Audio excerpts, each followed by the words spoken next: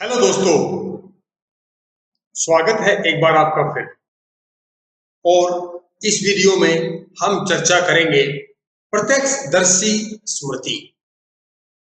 इसको हम साक्षी स्मृति के नाम से भी जानते हैं। इसको हम चश्मदीद स्मृति के नाम से भी जानते हैं। कई लोग इन्हें चश्मदीद गवाह आई विटनेस टेस्टिमनी भी कहते हैं। लेकिन आई विटनेस टेस्टिमनी और आई विटनेस मेमोरी में एक अंतर है। आई विटनेस टेस्टिमनी अर्थात चश्मदीद गवाह एक व्यक्ति जब कोर्ट में उपस्थित होता है अपनी गवाही देने के लिए, तो उसको हम चश्मदीद गवाह कहते हैं।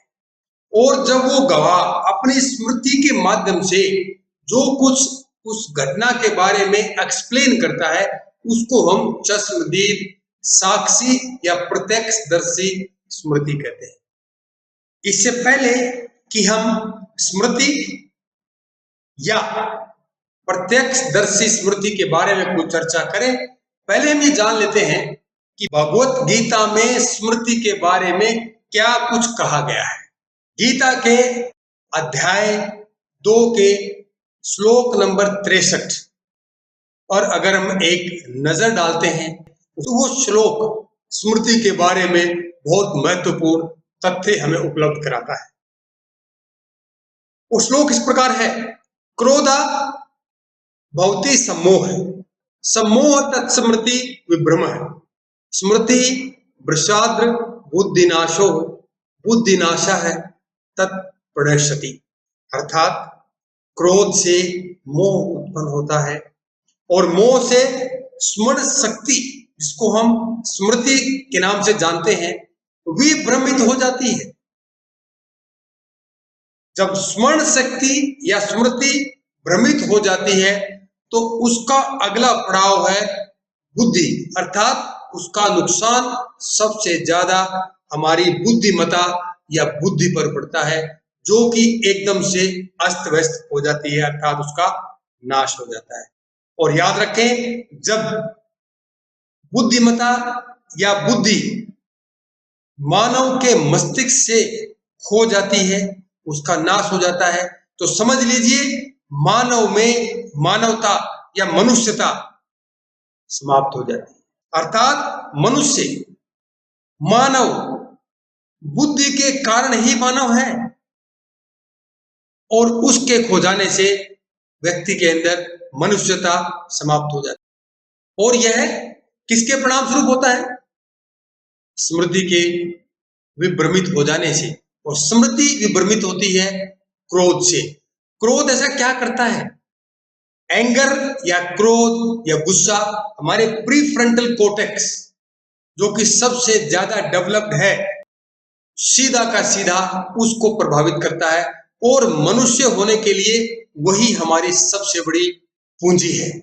हमारी स्मृति हमारे संवेगों से जुड़ी हुई है। संवेगों को संभाल कर रखिए, तो आप अपनी स्मृति को, अपनी बुद्धिमत्ता को और अपनी मनुष्यता को आप संभाल पाएंगे। अब हम मॉडर्न रिसर्च स्मृति के बारे में क्या कहती है कि हम किस उम्र के पड़ाव पर कितना याद रख पाते हैं।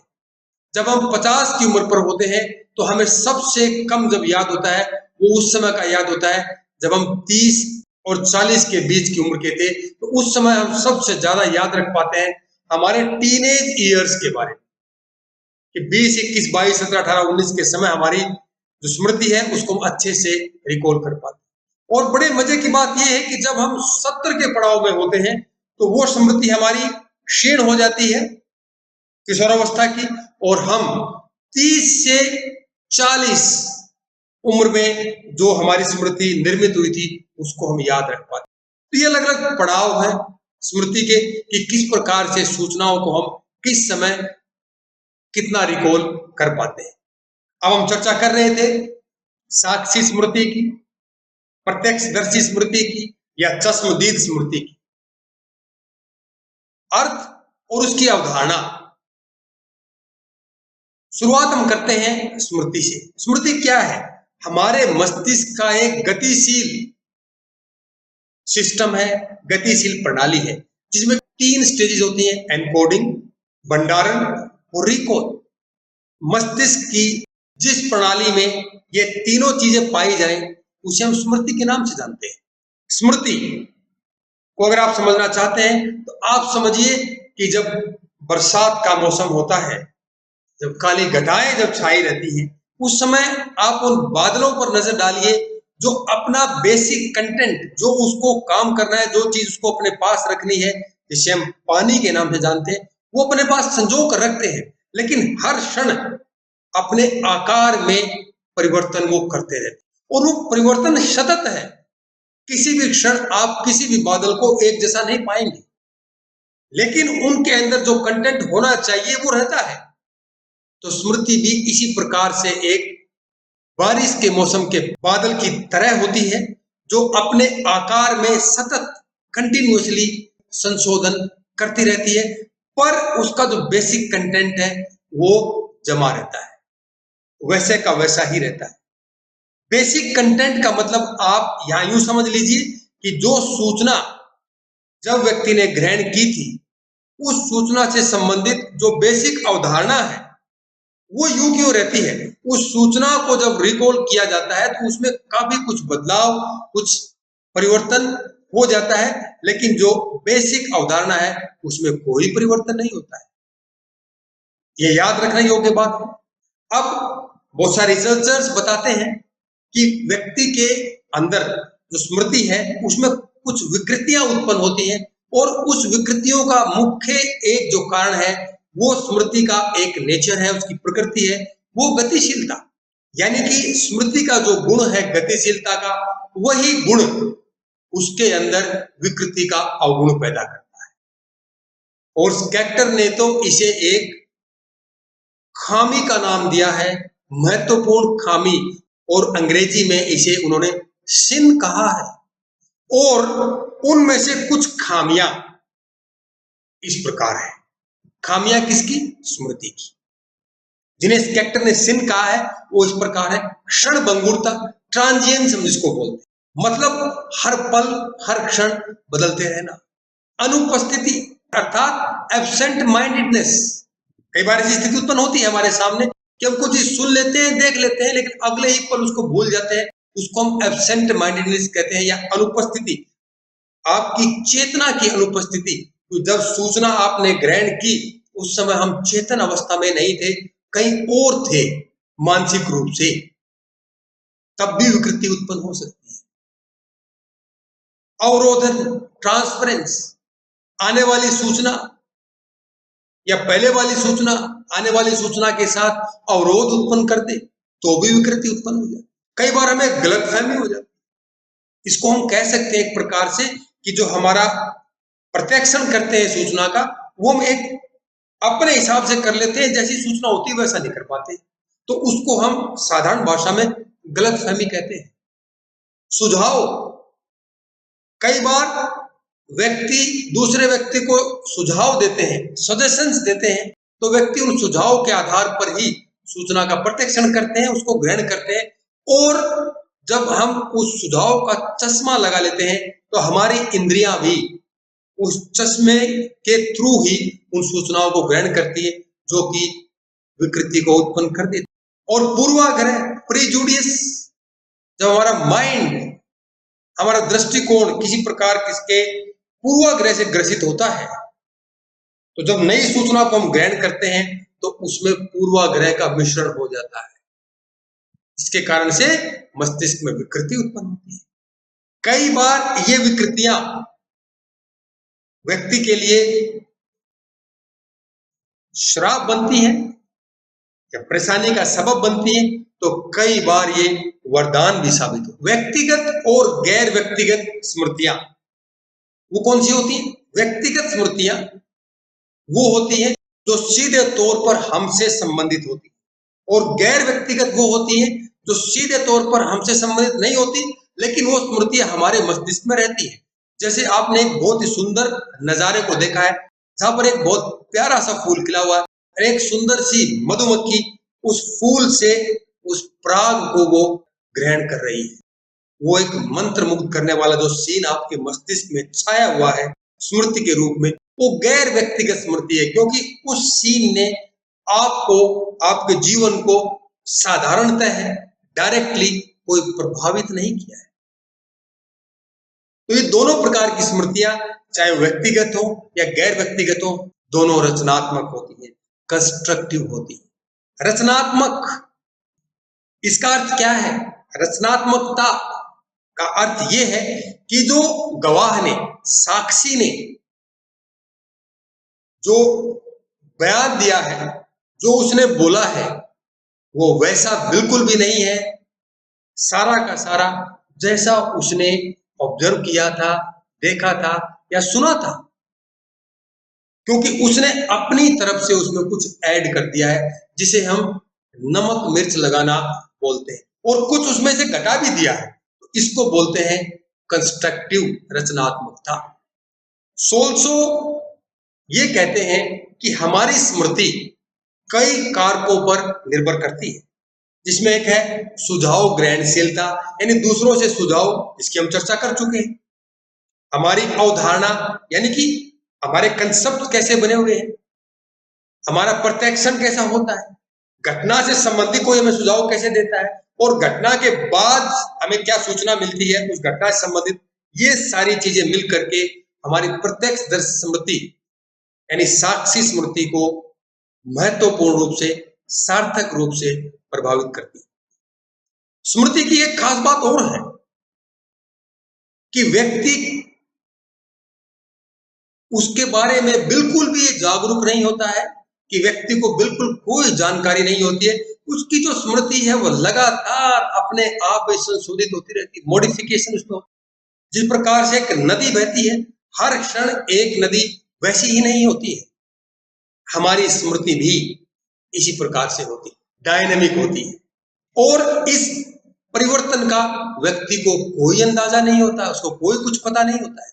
स्मृति में जो विकृतियां उत्पन्न होती हैं, घटना के बाद की भ्रामक जानकारी द्वारा मूल जानकारी के विस्थापन के कारण उत्पन्न होती है। कोई घटना किसी व्यक्ति ने देखी, उसके बाद जो घटना उसने देखी और जो सुनी, सीन पर जो घटना घट रही थी उसके बारे में, तो वो उसकी मूल जानकारी हो गई। उसके बाद उस घटना से संबंधित उस व्यक्ति को अगर कोई और जानकारी मिलती है, तो वो नई जानकारी उस पुरानी सूचना को डिस्प्लेस कर देती है, विस्थापित कर देती है, जिसके कारण से व्यक्ति जब जरूरत पड़ने पर उस ओरिजिनल इंफॉर्मेशन को रिकॉल नहीं कर पाता है। उसके पीछे एक कारण और होता है, जिसको बोलते हैं पूर्वव्यापी हस्तक्षेप, रेट्रोएक्टिव इंटरफेरेंस। तो रेट्रोएक्टिव इंटरफेरेंस भी स्मृति के अंदर विकृति का कारण बनता है। अब जब स्मृति इतनी फैलिएबल है, उसमें इतनी विकृति उत्पन्न हो सकती है, तो आई विटनेस मेमोरी भी कोई अलग नहीं है, वो भी एक स्मृति का ही हिस्सा है। एलिजाबेथ लोफ्टस और उसके सहयोगियों के अध्ययन से पहले कोर्ट में, अदालत में प्रत्यक्षदर्शी स्मृति यानी चश्मदीद स्मृति को सटीक और ठोस सबूत के रूप में माना जाता था। वास्तव में इसे सूचना का एक महत्वपूर्ण क्रिटिकल पॉइंट माना जाता था, और कोर्ट के फैसलों में आई विटनेस मेमोरी एक महत्वपूर्ण स्थान रखती थी, रखती है और रखती रहेगी। लेकिन एलिजाबेथ लोफ्टस के अध्ययनों के बाद इसमें काफी कुछ बदलाव आया है। याद रखें, अदालत में जितने भी साक्ष्य, चाहे वो फिजिकल हो या बायोलॉजिकल हो, प्रेजेंट किए जाते हैं, सारे सर्कमस्टेंशियल होते हैं, यानी कि परिस्थिति जन्य होते हैं। प्रत्यक्षदर्शी स्मृति ही एकमात्र डायरेक्ट एविडेंस होता है कोर्ट में।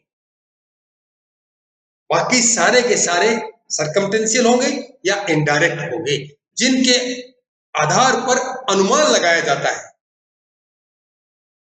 प्रत्यक्षदर्शी गवाह सीधे तौर पे कहता है कि यही वो व्यक्ति है जिसने क्राइम किया है।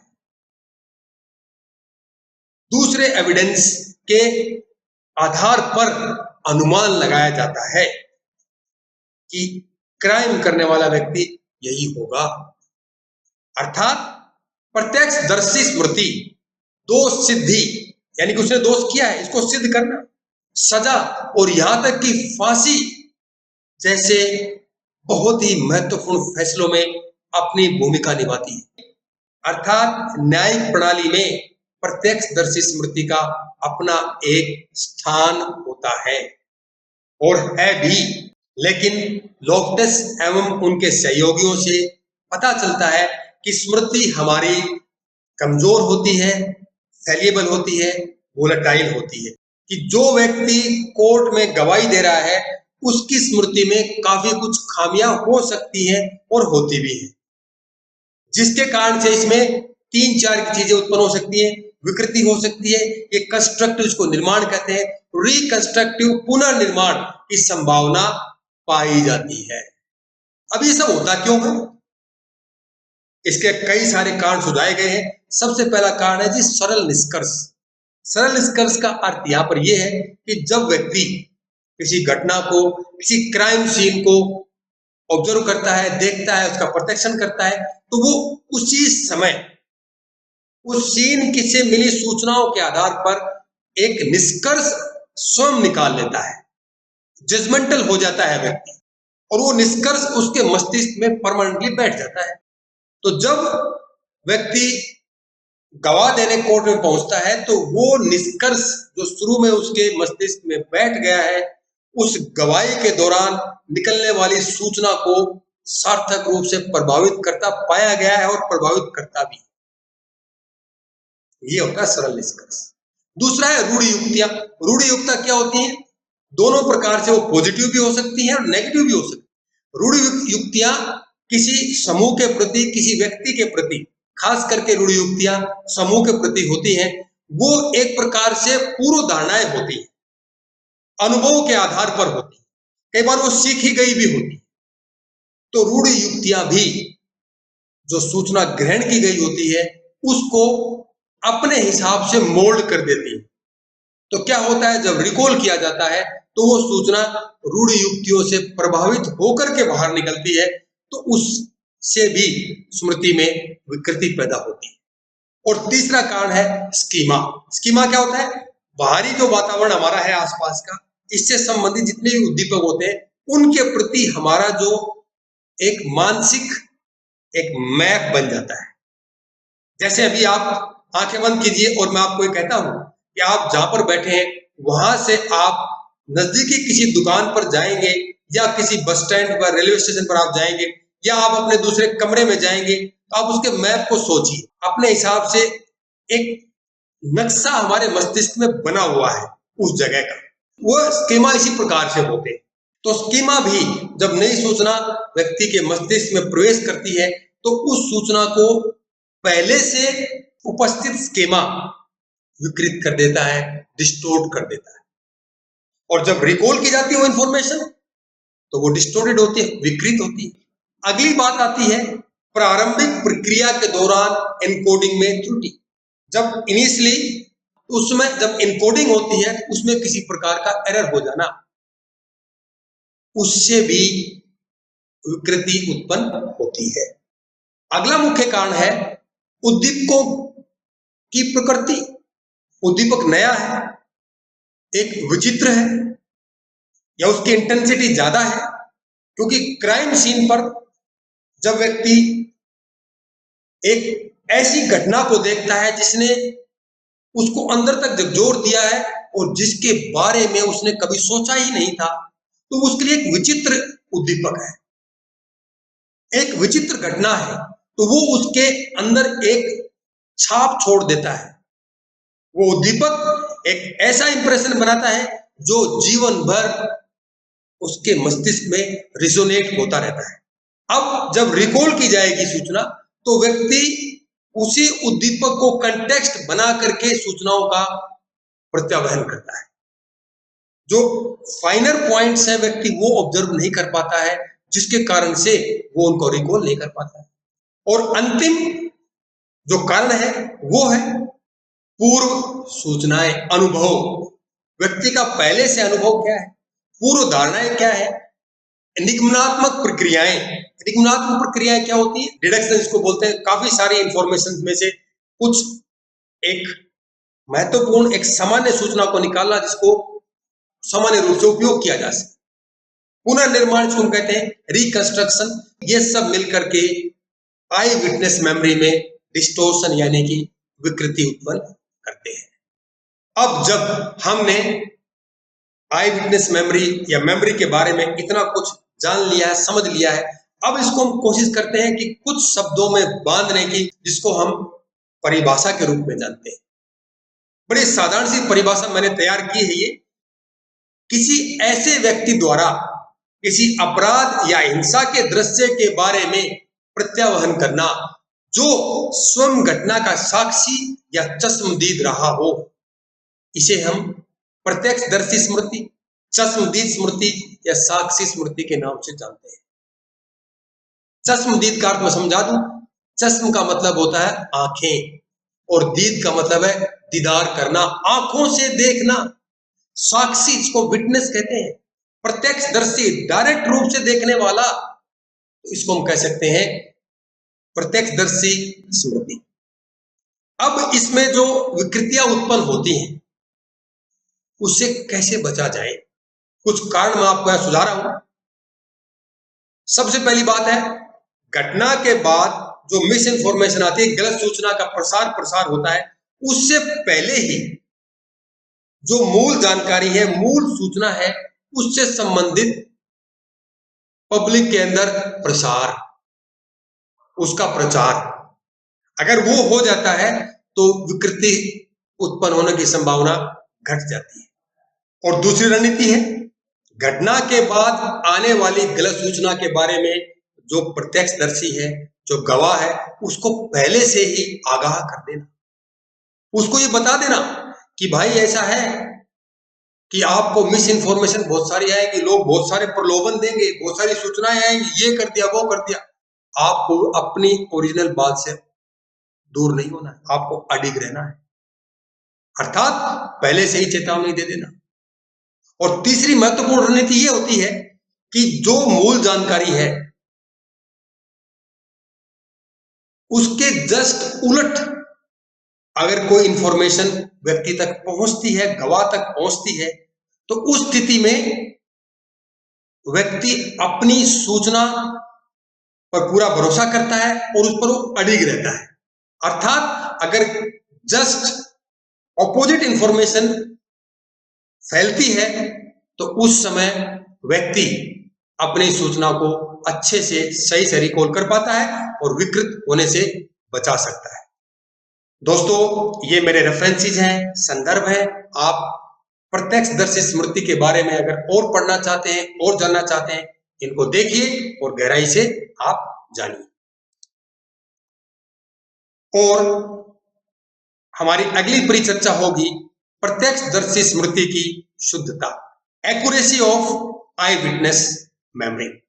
दोस्तों, कंटेंट्स और प्रेजेंटेशन स्टाइल अगर अच्छा लगता है तो औरों को बताएं। कुछ कमी इसमें लगती है तो आप मुझे बता सकते हैं। इससे संबंधित कोई जिज्ञासा हो या कोई क्रिटिकल कमेंट आपकी हो या कोई आपका प्रश्न हो या आपको सुझाव देना चाहते हैं, आप मेरे कमेंट बॉक्स में कमेंट लिखिए या आप मुझे ईमेल कर सकते हैं। मेरा ईमेल आईडी है vermasujit@yahoo.com। दोस्तों, मैं Facebook, WhatsApp, LinkedIn, Reddit, Tumblr, Telegram, email सभी पर उपलब्ध हूं। आप मुझे किसी भी प्लेटफॉर्म से कांटेक्ट कर सकते हैं। धन्यवाद दोस्तों वीडियो देखने के लिए।